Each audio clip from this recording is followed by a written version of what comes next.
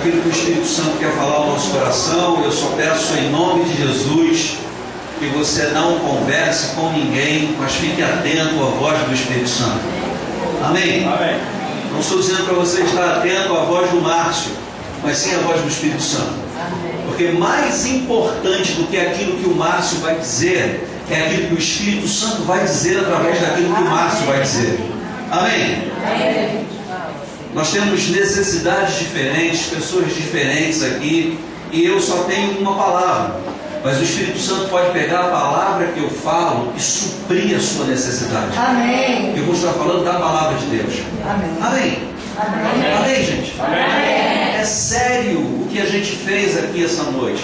Confessar, declarar que uma só palavra vinda do Senhor pode mudar a nossa vida.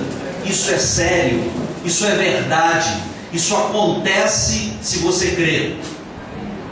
Amém. Amém. Posso ouvir um amém de vez em quando, só para saber que você está atento? Amém. Não tem falta aqui amém, não. Breve de amém, escassez de amém. Não tem nada disso aqui, né? Não. Amém, aleluia. Abra sua Bíblia na carta de Paulo aos Efésios, no capítulo 1. E eu quero te mostrar algumas verdades aqui nessa carta, para que a gente possa considerar algumas coisas que são muito importantes para a nossa vida. Essa carta de Paulo aos Efésios, ela é uma carta que, mais do que as outras, fala sobre a autoridade do crente. A autoridade que eu e você temos no nome de Jesus. Amém? Jesus, ele disse que os sinais seguiriam aqueles que creem. Em meu nome expulsarão demônios. Se impuserem as mãos sobre os enfermos, eles serão curados. Jesus disse isso. Nós temos a autoridade no nome de Jesus. E essa carta do apóstolo Paulo aos Efésios deixa essa autoridade do crente muito clara. Qual o nosso papel, qual a nossa responsabilidade, qual a nossa posição em Cristo Jesus. E Paulo, ele tem uma maneira um pouco peculiar de falar, o que ele tem dito à igreja, o que ele fala através dessas cartas, claro, inspirado pelo Espírito Santo. É bem interessante. Paulo, ele sempre começa a falar a respeito da posição da igreja. Existem o que nós chamamos de duas verdades. Talvez você se pergunte, mas duas verdades? Eu conheço verdade e mentira. Mas a Bíblia, ela ilustra, eu quero trazer um exemplo para você, exatamente do que o apóstolo Paulo fala, e a gente talvez leia esse versículo hoje. Mas Paulo diz, por exemplo, que nós estamos assentados com Cristo nas regiões celestiais. Amém? Amém. Mas você sabe que você está sentado nessa cadeira aí essa noite.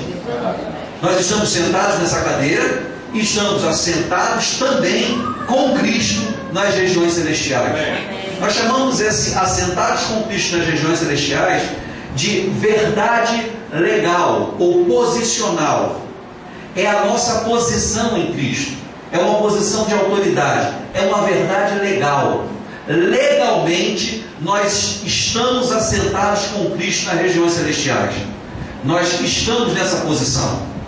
E existe aquilo que nós chamamos de verdade vital ou experimental, que é essa verdade que nós estamos vivenciando no nosso dia a dia. É também verdade o fato de que você está sentado nessa cadeira, essa noite, ouvindo a palavra.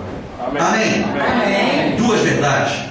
Estamos assentados com Cristo nas regiões celestiais e vocês estão assentados essa noite nessa cadeira bonita e confortável. Amém? Amém. Duas verdades. Então Paulo, ele sempre começa as suas cartas falando dessa verdade posicional. Aqui no capítulo 1 de Efésios, o versículo 3, Paulo começa dizendo assim: bendito o Deus e Pai de nosso Senhor Jesus Cristo, que nos tem abençoado com toda a sorte de bênção espiritual nas regiões celestiais em Cristo. Diga: eu sou abençoado. Eu sou abençoado. Diga: eu sou totalmente abençoado. Eu sou totalmente abençoado. Paulo está dizendo que nós não seremos, mas somos abençoados com toda a sorte de bênção espiritual nas regiões celestiais, nessas regiões que nós já estamos assentados com Cristo Jesus. Amém? Nós já somos abençoados. Essa é uma verdade posicional ou legal. Nós legalmente já somos abençoados. Nós não seremos, nós já somos, já fomos. A bênção do Senhor sobre a nossa vida é uma posição que Cristo conquistou para nós. Amém?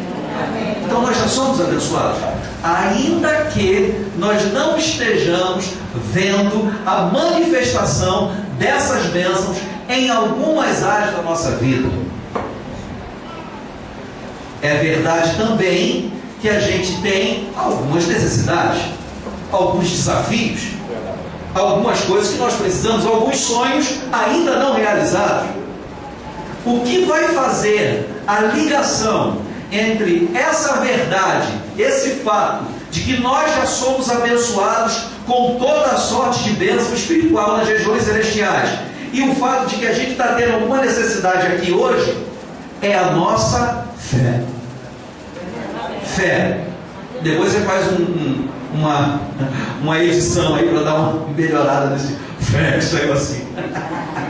A nossa fé vai trazer à existência, ou vai materializar, vai trazer para a nossa realidade natural as bênçãos espirituais que já estão sobre a nossa vida. Amém ou não amém, pessoal? Amém. Sim ou não? É verdade. A bênção do Senhor já está sobre a nossa vida. Amém. A Bíblia diz que a bênção do Senhor, ela nos segue. Aleluia. Nós somos seguidos pelas bênçãos do Senhor. Nós não estamos correndo atrás de bênção. Vou lá no culto de quarta-feira buscar a minha bênção. Não, nós não vamos buscar a bênção do Senhor. Nós já somos abençoados. Aleluia. Nós viemos aqui essa noite para ouvir a palavra, porque a fé vem pelo ouvir, e essa fé vai trazer a materialização, a manifestação da bênção que já está sobre a nossa vida. Aleluia. Então Paulo ele começa falando e colocando a nossa posição e dando aquela inflada na gente. Nós já somos abençoados. E ele fala da nossa posição. Deixa eu continuar lendo só o versículo 4 e o 5 talvez. Assim como nos escolheu nele antes da fundação do mundo para sermos santos e irrepreensíveis perante ele e em amor. Não diga eu sou santo, eu sou irrepreensível. Nele. Está falando de quem? De Jesus. Em Jesus nós já somos santos e irrepreensíveis. Essa é a nossa posição legal. Versículo 5. E nos predestinou, ele nos predestinou para ele, para a adoção de filhos, por meio de Jesus Cristo, segundo o beneplácito da sua vontade, para louvor da glória de sua graça, que ele nos concedeu gratuitamente no amado. Aleluia. Aleluia. Aleluia. Tudo que temos, nós já recebemos pela graça de Deus e de graça, no sentido de que eu não tenho que fazer nada para ser mais abençoado, porque eu já sou abençoado. Aleluia. Nós somos santos e irrepreensíveis nele, em Jesus Cristo. Nós estamos em Jesus Cristo. O diabo, quando olha para você, o diabo, quando nos olha, ele nos vê nele, em Jesus. Essa é a nossa posição legal. Olha para o capítulo 2. Capítulo 2 de Efésios.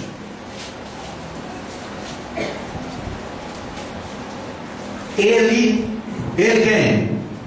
Jesus. Diga pelo amor de Deus. Ele quem? Jesus. Ele nos deu vida, estando vós mortos nos vossos delitos e pecados, nos quais andastes outrora, segundo o curso desse mundo, segundo o príncipe da potestade do ar, do espírito que agora, nesse exato momento, atua não em nós, mas nos filhos da desobediência, entre os quais, esses filhos da desobediência, também todos nós andamos outrora antes, mas o passado não vai mais nos prender, amém? Segundo as inclinações da nossa carne, fazendo a vontade da carne e dos pensamentos, e éramos, por natureza, filhos da ira, como também os demais. Mas Deus, diga, mas Deus, sendo rico em misericórdia, por causa do grande amor com que nos amou, e estando nós mortos em nossos delitos, nos deu vida juntamente com Cristo. Pela graça sois salvos. Amém. E juntamente com Ele nos ressuscitou e nos fez assentar nos lugares celestiais em Cristo Jesus. Aleluia! Aleluia! Obrigado. O nosso Deus é bom.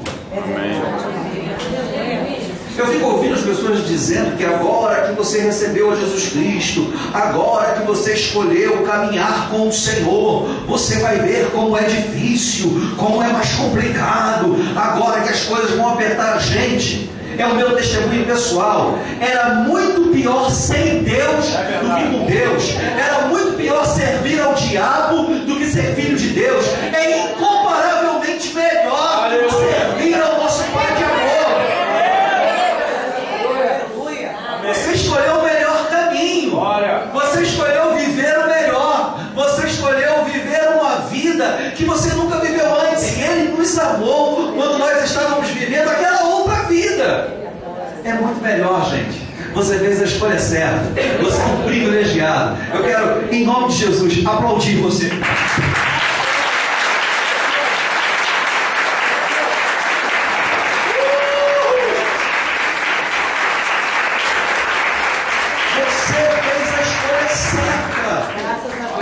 É muito melhor estar com Deus, as coisas só vão melhorar.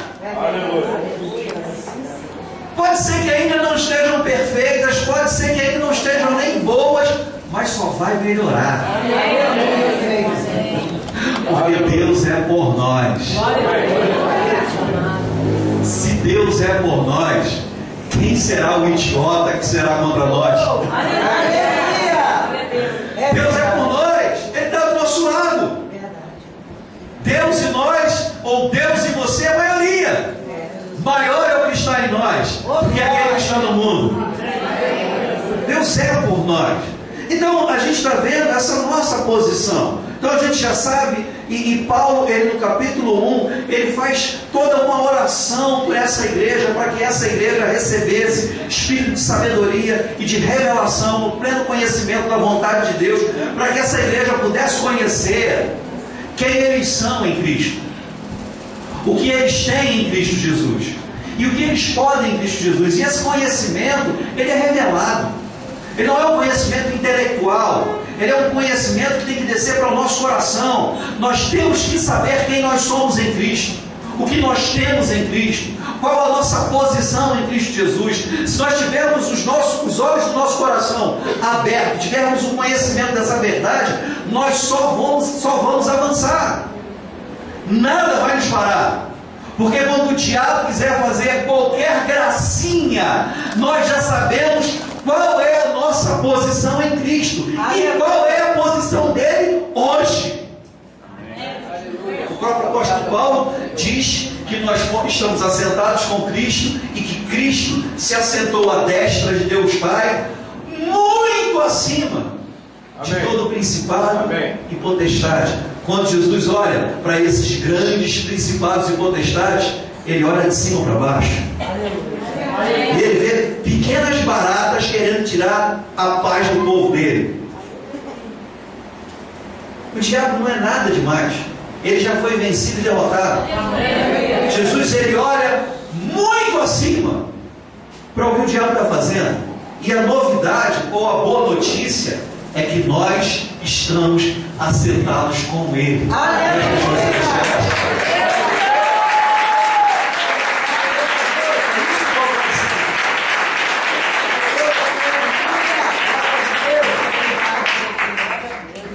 Depois você pode ler toda a carta de Paulo aos Efésios, mas isso que eu estou dizendo é apenas para fazer a introdução daquilo que de fato eu quero falar com vocês.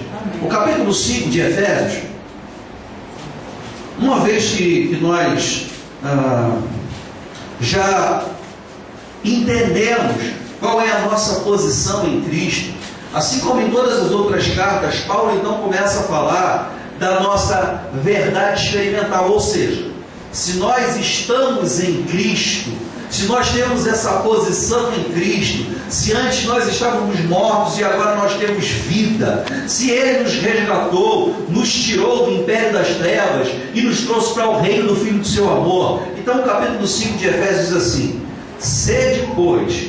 Agora a gente vai começar a falar das nossas responsabilidades, porque na verdade eu quero desafiar essa noite a tomar uma decisão. A nossa vida, ela é um resultado de um conjunto de decisões que nós tomamos. É verdade. E nós somos desafiados pelo Senhor em Sua palavra a tomarmos decisão de qualidade. E aí, antes de eu começar a ler, eu quero dizer para você que antes, quando nós tínhamos a natureza do pecado, do diabo, da ira, nós não tínhamos essa força sobrenatural para respaldar as nossas decisões. Mas hoje, em Cristo Jesus, a decisão ainda é nossa, a responsabilidade ainda é nossa, mas a Bíblia diz que Jesus nos enviou o Paráclitos, que é o nome grego para o Espírito Santo, aquele que é o nosso ajudador, aquele que pega junto com a gente. Não é que Ele vai fazer por nós, a decisão é nossa, mas quando tomamos a decisão e damos um passo de fé, nós temos um auxílio sobrenatural para nós andarmos firmes na decisão que nós tomamos. Então o capítulo 5 de Efésios começa assim: sede, pois, imitadores de Deus, como filhos amados. Então nós devemos imitar a Deus como filhos amados. É responsabilidade nossa imitar a Deus como filhos amados. Então nós não temos mais que agir, nós não temos mais que tomarmos decisões, que fazermos escolhas de acordo com a velha natureza. Mas nós temos que imitar a Deus. Quando a Bíblia fala do reino de Deus, nós estamos no reino de Deus. O reino de Deus não é mais comida nem bebida, mas justiça, paz e alegria no Espírito Santo. O reino de Deus não é comida nem bebida, mas é justiça, paz e alegria no Espírito Santo. O reino de Deus é justiça, é a maneira certa de se fazer as coisas. Então nós temos que olhar para Deus para saber como Ele faz as coisas. E como nós olhamos para Deus? Olhando para Jesus na palavra. Como Jesus agia? Há um tema muito interessante hoje, muito discutido, muito falado, pregado, ensinado nas igrejas evangélicas, chamado batalha espiritual.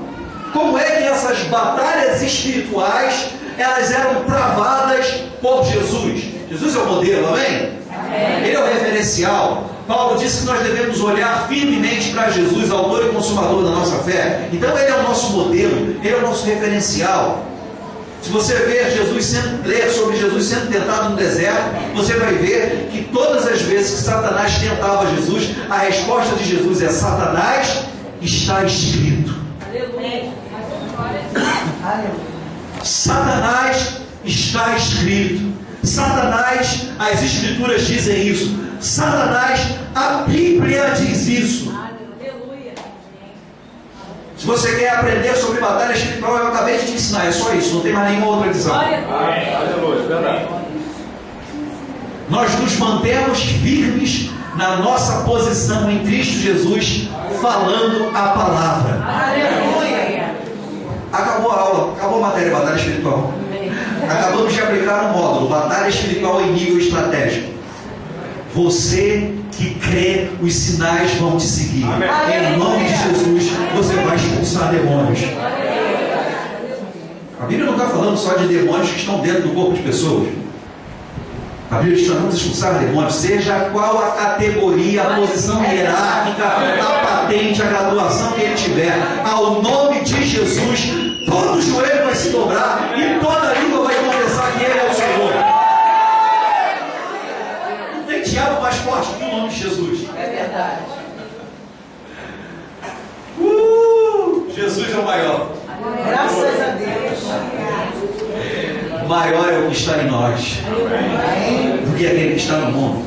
Sede, pois, imitadores de Deus como filhos amados, e andai em amor, Amém. como também Cristo nos amou e se entregou a si mesmo por nós, como oferta e sacrifício a Deus em aroma suave. Aleluia. Andar em amor. Paulo ele começa a falar para os coríntios, para a igreja de Coríntios, e ele começa a falar para a igreja de Corinto, e ele fala sobre, no capítulo 12 da primeira carta dele aos Coríntios, sobre as manifestações do Espírito Santo, sobre cada uma das 9 manifestações do Espírito Santo, ou sobre cada um dos 9 dons do Espírito Santo, especificamente sobre cada um deles. E ele fala um pouco também sobre o ministério quíntuplo no capítulo 12. Mas quando ele termina o capítulo 12 de 1 Coríntios, ele começa a falar a respeito, vai começar no capítulo 13 a falar a respeito do amor do tipo de Deus, do amor ágape. E ele termina o capítulo 12 dizendo assim: passo-vos a mostrar um caminho sobremodo excelente. Aleluia. E ele começa a falar a respeito do amor.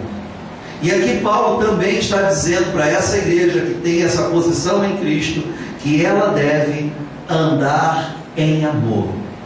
Andar em amor é uma decisão. Amém. Nós escolhemos andar em amor. E aqui, para que fique bem claro, para que não haja confusão, ele ainda explica que tipo de amor é esse, a dinâmica desse amor do tipo de Deus que nós devemos escolher andar, como também Cristo nos amou e assim se entregou por nós, como oferta e sacrifício a Deus. Andar em amor é uma escolha que nós temos que fazer.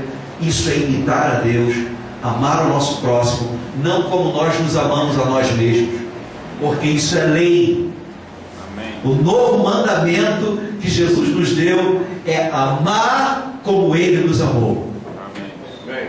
Esse é o mandamento para a igreja. Essa é a nova aliança. É um amor sacrificial. É um amor sem buscar nada em troca. É uma decisão diária. É um andar. Não é amar de vez em quando, mas é andar em amor diariamente. É uma decisão que a gente precisa tomar. A gente precisa andar em amor. Amor não tem nada a ver com sentimento. Amor não tem nada a ver com emoções. Eu sei que a gente gosta de ver filmes e novelas e séries e essa coisa toda, e a gente acaba trazendo isso para dentro da gente, e a gente acha que amar é aquela coisa bonita da televisão, com aquela música do Titanic. Gente, pelo amor de Deus, a Bíblia está falando de outro tipo de amor. De um amor que a gente decide, que a gente escolhe, que está desconectado dos nossos sentimentos. O meu desejo, às vezes, é de não amar algumas pessoas, mas eu não vou fazer a minha vontade, como disse Jesus, mas a vontade daquele que nos enviou. Nós vamos imitar a Deus e andar nesse amor, porque decidimos andar. E aí vale a pena encaixar nessas decisões alguns versículos que são conhecidos nossos. Por exemplo, tudo posso naquele que me fortalece. Tudo é possível ao que crer. Posso todas as coisas naquele que me fortalece. Eu posso andar em amor, até porque, deixa a sua Bíblia marcada aí em Efésios capítulo 5, e volta lá para Romanos, carta de Paulo aos Romanos, também no capítulo 5. Romanos capítulo 5.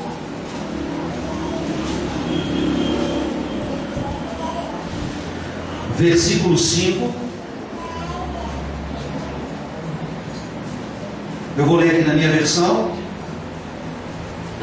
Ora, a esperança não confunde, porque o amor de Deus é derramado em nosso coração pelo Espírito Santo que nos foi dado. O amor de Deus já foi derramado no nosso coração pelo Espírito Santo que nos foi dado. Diga: eu tenho o amor de Deus. Eu tenho o amor de Deus. O amor de Deus, ele já foi derramado no nosso coração. De fato, esse amor de Deus é o próprio Deus em pessoa habitando em nós, porque Deus é amor. Amém.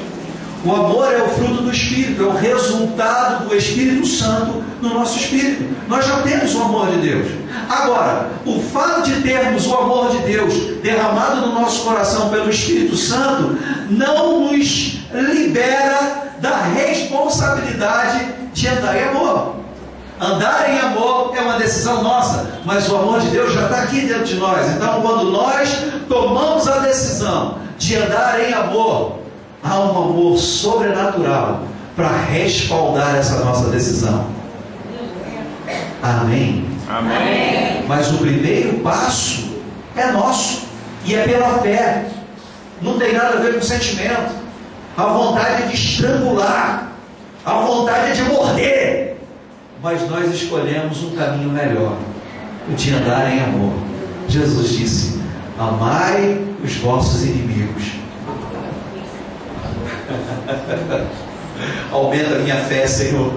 Aleluia. Perdoai aqueles que vos ofendem, bendizei aqueles que vos maldizem. Isso é vida cristã, gente. Amém. Isso é motivo para você sair sapateando pela igreja daqui até lá fora e voltar 3 vezes. É saber que a Bíblia nos manda andar em amor, mas nós também temos o respaldo, a graça, o poder, o próprio amor de Deus dentro de nós, que vai nos ajudar nessa decisão de andar em amor. Amar, porque veja, a gente está falando de amar até os nossos inimigos, mas não tem inimigo aqui dentro, gente. Amém. Somos todos filhos do mesmo Pai, lavados com o mesmo sangue e temos o mesmo Espírito. Somos a família da fé, a família de Deus. Nós temos que decidir andar nesse amor. Isso é imitar a Deus. Andar em amor. Volte para Efésios capítulo 5, por favor.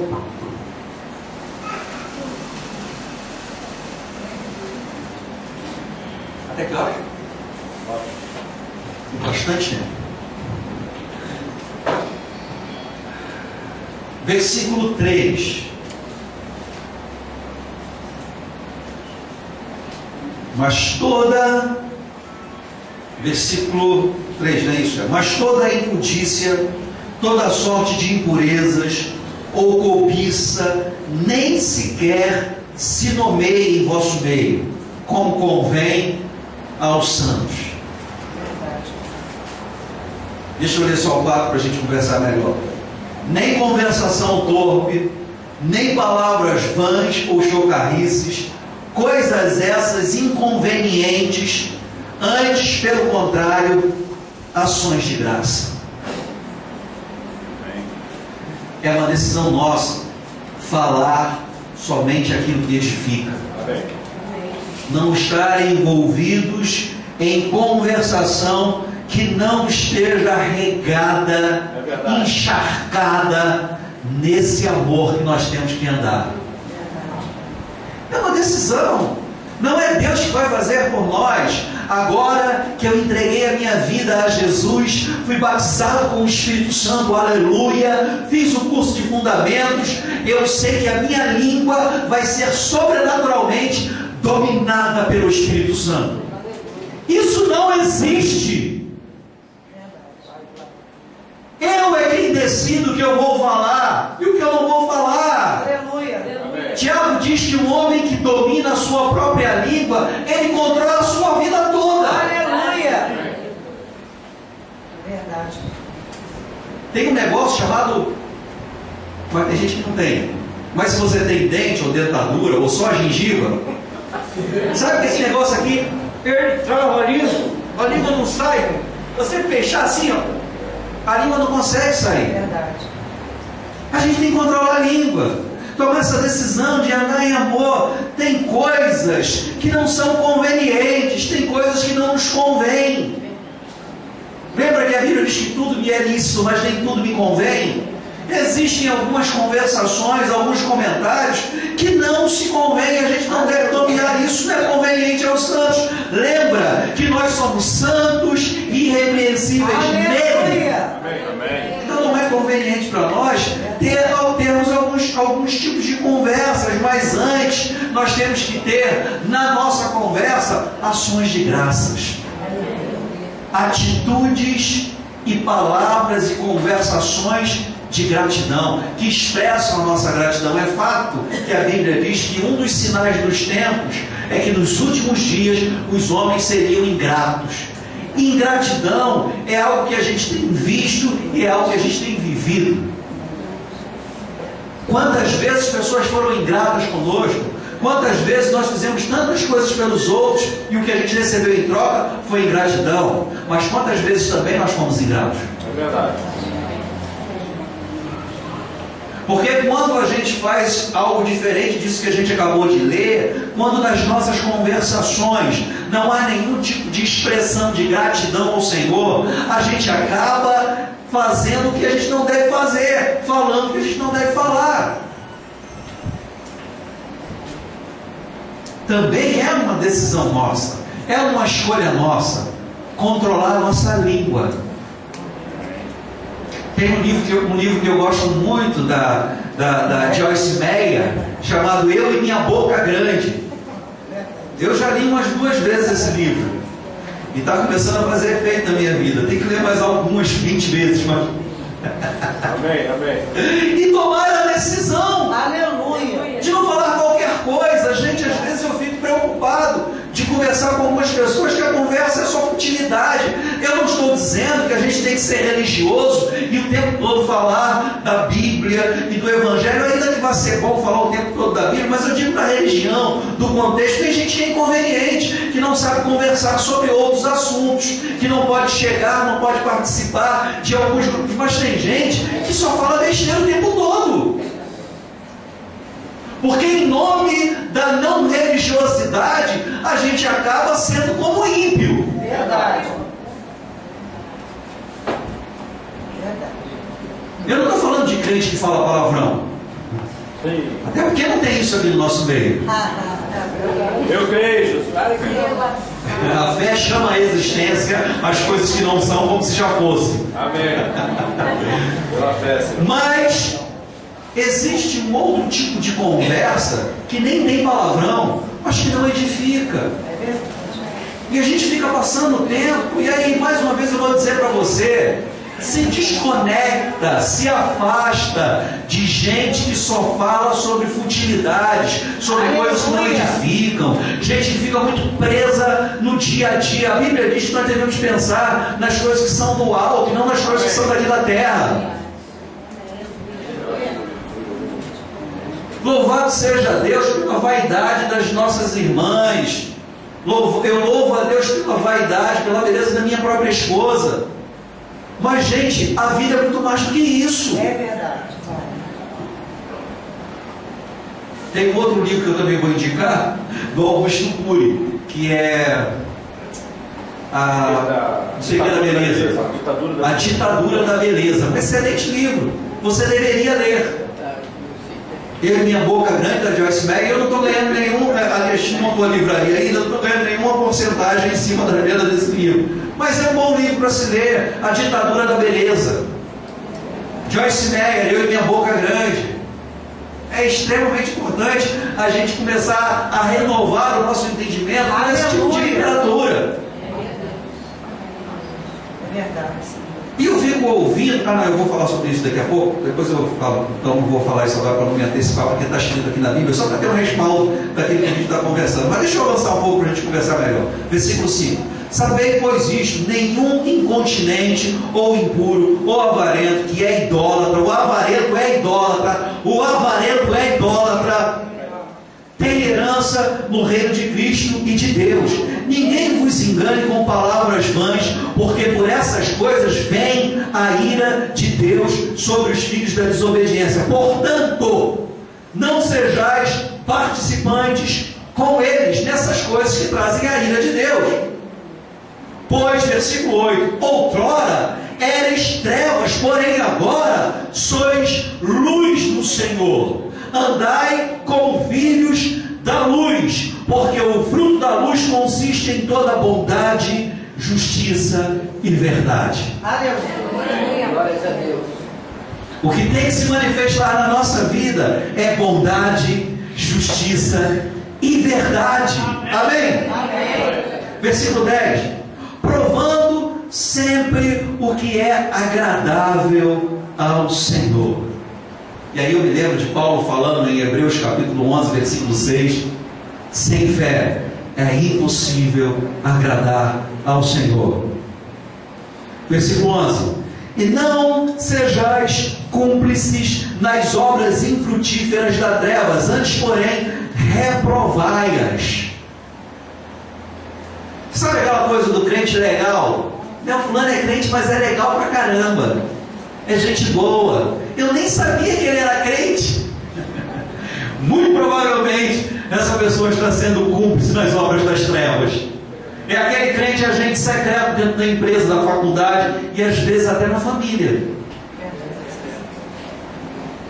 Eu estava ouvindo alguém falando de um colega de trabalho que é pastor, e ele disse assim, que esse colega de trabalho que é pastor disse assim: olha, nem fala que eu sou pastor, nem fala que eu sou crente, porque senão, você sabe como é, né? Se souberem que eu sou crente e se eu sou pastor, então a cobrança vai ser muito maior. 007 de Jesus. Crente secreto. Ele é um agente secreto infiltrado naquela empresa. Gente, pelo amor de Deus, a gente não tem que ser mais cúmplice dessas coisas. Eu preciso dizer para você isso. Eu sei que, e eu não posso mentir para você e dizer que o pecado não é bom. A Bíblia não diz que o pecado não é bom. O ruim são as consequências do pecado, porque o salário do pecado é a morte. A gente acabou de ler que sobre os filhos da desobediência vem a ira de Deus sobre aqueles que praticam essas coisas. A gente não tem que ser cúmplice dessas coisas. Você sabe que o cúmplice em um crime, ele paga a mesma culpa e a mesma pena que o criminoso. A gente não tem que ser cúmplice dessas coisas. E tudo isso que a gente está falando está ligado diretamente às escolhas e decisões nossas. A gente tem que decidir andar assim. Eu amo o mover e a unção. Eu sou viciado na unção do Espírito. Eu amo as manifestações do Espírito Santo. Eu amo estar num ambiente onde a glória e a presença de Deus se manifestam. Eu amo todas essas coisas, gente. Isso nos fortalece mais. Amém. Existem coisas que vão passar pelas nossas decisões.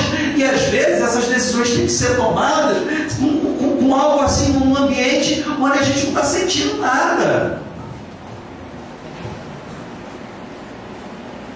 No dia a dia. Essas decisões às vezes têm que ser tomadas lá no seu trabalho, no meio da pressão, na faculdade, em meio a tentações, em meio a pressão, sabe, quando a gente está sendo espremido. E a gente tem que tomar a decisão de andar em amor. A gente tem que tomar a decisão de fechar a boca. A gente tem que tomar a decisão de se posicionar, de nos posicionarmos e dizer: eu não concordo com isso. Aleluia. Verdade, Pai. Verdade. E aí, amado, eu preciso dizer para vocês, a gente tem andado por muitas igrejas. A gente tem pregado em muitos lugares ao longo dos anos e a gente conhece muitos crentes. E as pessoas ficam com raiva da gente quando a gente diz, por exemplo, que crente não compra DVD pirata, que crente não tem que ter gato net em casa, porque isso é crime. Escutou? Caiu uma agulha lá atrás. Escutei daqui. Vai ser comida de bicho. Gato Velox, tipo net. Gente, essas coisas são erradas e nós temos que nos posicionar. Nós temos que andar na lei, nós temos que dar o exemplo para os nossos filhos, nós temos que ser padrão dos fiéis. Se as pessoas lá de fora querem ver um referencial de um cidadão correto, cumpridor das leis, que se submete às autoridades, eles têm que entrar na igreja e encontrar isso. Aleluia! Para que quando alguém estiver colhendo as consequências dos seus erros, lá do lado de fora, eles se lembrarem, serem atraídos para o meio do povo de Deus, onde as pessoas andam e vivem em santidade e são corretas. Amém. Amém. Amém? Amém. E tudo isso passa por decisão, gente. Eu sei que existem coisas que não vão mudar de uma hora para outra. Mas aí deixa eu falar sobre isso, porque eu estou sentindo direção no Espírito de dizer. Eu sei, queridos, em nome de Jesus, que existem situações que não se resolvem da noite para o dia. Por exemplo, viver numa união civil estável. Às vezes não dá para resolver. Tem questões que são complicadas, que são complexas. Um depende do divórcio, de uma outra relação antiga sair. Então é um negócio meio complicado, que não se resolve da noite para o dia. Mas uma hora tem que resolver. Amém. É verdade. E aí sim, eu não quero trazer peso sobre a vida de ninguém, pelo contrário. Porque Deus sabe que você quer e que você deseja, e essa é a atitude correta. Deus, o Senhor sabe que eu quero, mas eu dependo de terceiros. Eu dependo da lentidão da justiça. Eu dependo de ter dinheiro para pagar a um bom advogado. Deus sabe de todas as coisas. Ele conhece o teu coração. Mas se Deus olha para o teu coração, e é a verdade que eu vou dizer agora, e você diz para Deus: Deus, eu desejo, eu entendo que eu tenho que regularizar essa situação. Só vai depender dos outros, mas o Senhor sabe que se tivesse tudo certo, hoje mesmo eu resolveria isso. Amém. Então Deus conhece a atitude do seu coração. Mas tem coisas que dependem da gente tomar decisão, gente. E aí, eu vou dizer para você, às vezes é muito bonito o sapatear, o dançar e o rodar, mas se o sapatear, o dançar e o rodar não está alinhado com uma vida justa e reta, isso não tem valor. É verdade. É verdade. Onde eu estava? Versículo Aleluia. 11. E não se... 11, sim. Nem não sejais cúmplices nas obras infrutíferas das trevas, antes, porém, reprovai-as.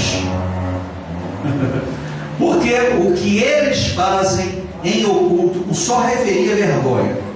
Mas todas as coisas, quando reprovadas pela luz, diga: eu sou a luz. Eu sou a luz. E se tornam manifestas, porque tudo que se manifesta é luz. Pelo que diz: desperta, ó tu que dormes, levanta-te de entre os mortos, e Cristo te esclarecerá. Olha para cá, por favor.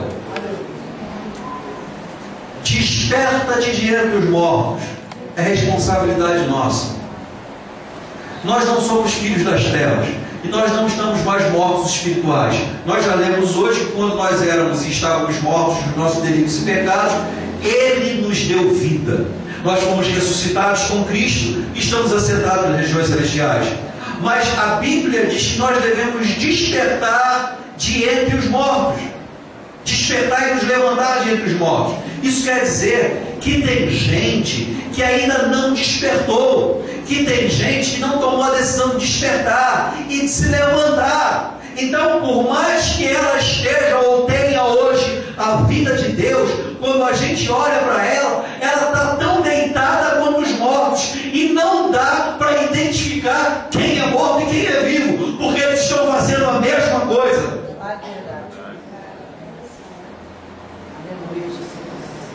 Isso é ser cúmplice das obras infrutíferas das trevas. Se eu sou crente, se eu sou filho de Deus, se eu tenho Deus habitando em mim, eu tenho força de Deus para sair de qualquer situação. Mas eu tenho que despertar. Essa noite Deus te trouxe aqui para te despertar. para te dar uma sacudida. Desperta. Deus está gritando com você, Deus está falando com você, mas Ele te trouxe aqui por causa da misericórdia, do grande amor com que Ele nos amou, para dizer para a gente: desperta! Agora não é só desperta, não é só desperta, não é só desperta do que dorme, mas levante-se de entre os mortos.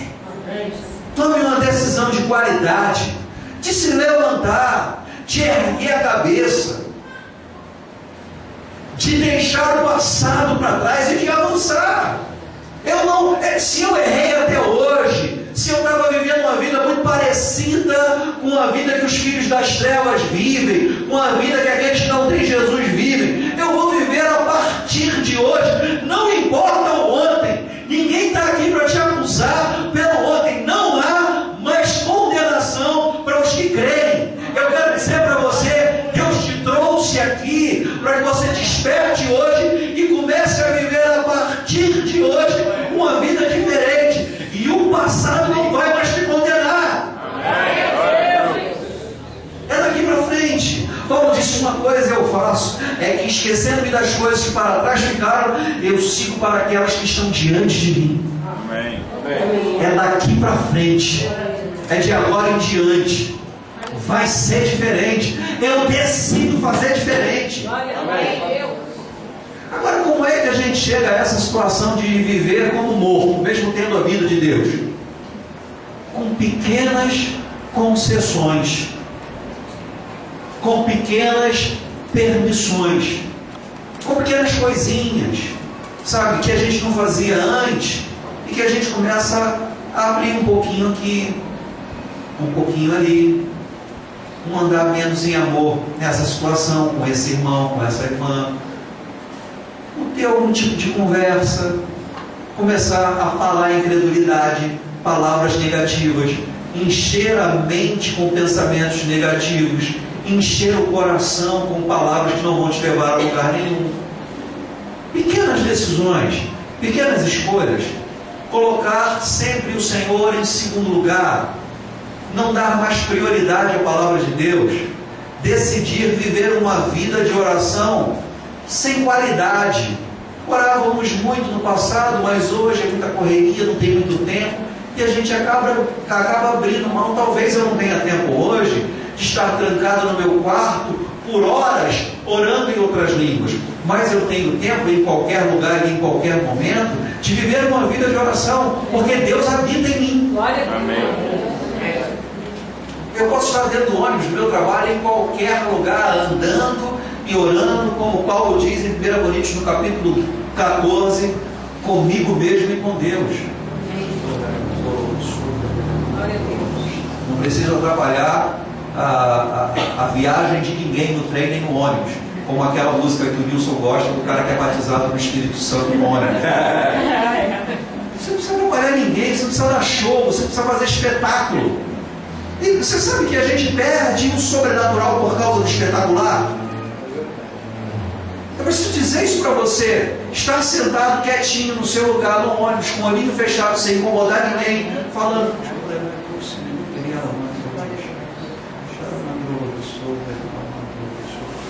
é sobrenatural. Não é espetacular como abrir o mar vermelho, mas é sobrenatural. Amém. Estar sentado aqui essa noite, sem estar sapateando, rodando com a cabeça no chão, dando mortal para trás, para frente, não é espetacular, mas é sobrenatural, porque a palavra está entrando no seu coração. Você está tomando decisões essa noite por causa da palavra. É sobrenatural. Aleluia. Não é espetacular. Mas às vezes a gente tem, e eu já ouvi isso de crente: o culto hoje não foi bom, não foi tão ungido, só teve a palavra. Gente, só teve a palavra. É a palavra que liberta. Mas ninguém caiu no poder. Jesus, quando foi preso, ele voltou do Getsemane cheio da unção, porque consagrou a vontade dele à vontade do Pai, e ele sai lá do Getsemane encharcado do óleo da unção. E quando os soldados, os centuriões romanos perguntam: quem é Jesus? E Judas já tinha entregado Jesus um beijo no rosto, porque todo mundo que andava com Jesus parecia com ele, porque com quem mais a gente anda e com quem mais a gente vai parecer. Amém? Amém. O irmão Herênio Ramiro, ele sempre dizia: você anda com o cachorro, dorme com o cachorro, come com o cachorro, que cheiro você vai ter? Agora, anda com um homem cheio do Espírito Santo, com uma mulher cheia do Espírito Santo, um crente que anda e vive em santidade, que só fala coisas que edificam. Você vai ter cheiro de quê? Amém. Diga: cheiro de liberdade. Aleluia. O que eu estava falando mesmo? Falando pra caralho.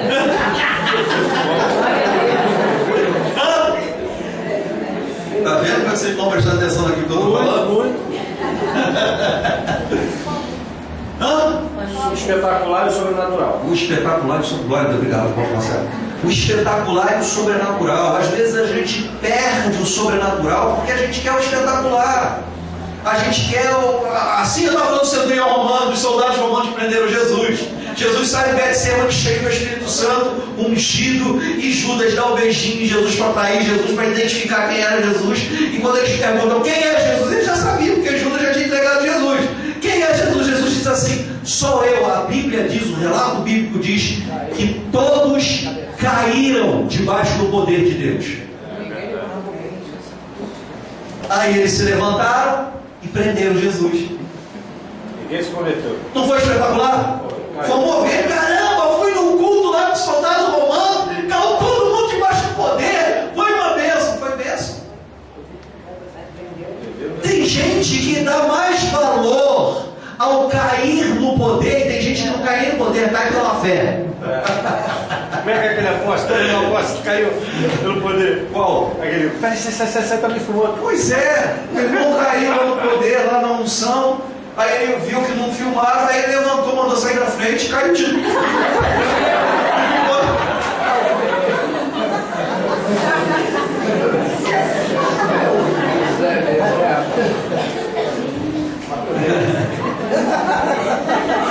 Que vai te sustentar no seu dia a dia. Amém. Diante dos seus desafios, diante dos problemas que a gente enfrenta, porque no mundo a gente tem aflições, e Jesus dá um exemplo, ele diz assim: se automotive, tenha bom ânimo, porque eu venci o mundo. Como Jesus venceu o mundo? Pela fé, por causa da palavra. O que vai te ajudar no dia a dia é a palavra.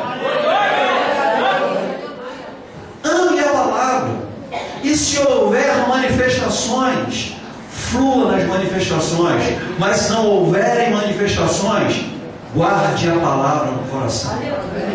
O salmista dizia: escondi a tua palavra no meu coração, para eu não pecar contra ti. Tem mais 2 minutos para ler todo o capítulo 5 de Efésios. Então nós paramos no versículo 14: desperta tu que dormes, levanta-te dentre os mortos, e Cristo te iluminará ou te esclarecerá. Versículo 15: portanto, vede prudentemente, veja você mesmo, prudentemente como você anda, não como nécio, mas sim como um sábio. E eu quero terminar no versículo 16: remindo o tempo, porque os dias são maus.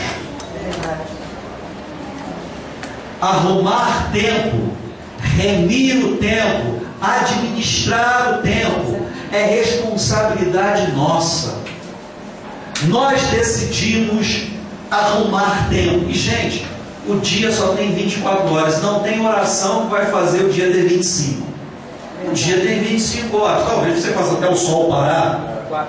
Mas 24 horas. Talvez você faça até o sol parar com a sua oração. Mas não tem necessidade. Se a gente quiser, e se a gente priorizar o Senhor e a sua palavra, a gente vai arrumar um tempo na nossa agenda corrida e cheia, para dar lugar, para dar espaço para buscar o Senhor. Deixa eu ler só o outro. Posso ler o outro versículo? Eu falei que era o versículo do remir o tempo, mas depois do remir o tempo diz assim: por esta razão não vos tornei insensatos, mas procurai compreender a vontade do Senhor, e não vos embriagueis com vinho, no qual há dissolução, mas enchei-vos do Espírito Santo. Então eu devo arrumar tempo. para não ser insensato e buscar compreender qual é a vontade do Senhor. E o versículo 18, então, depois de todas as decisões, porque a gente fala muito sobre viver uma vida cheia do Espírito Santo. Viver uma vida cheia do Espírito Santo não é só orar em línguas.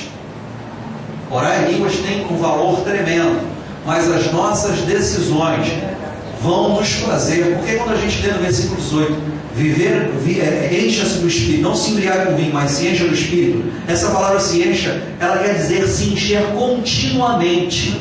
É verdade. Viver toda uma vida cheia do Espírito Santo. Não é ser cheio do Espírito Santo apenas em alguns cultos, mas é viver uma vida cheia do Espírito Santo no nosso dia a dia.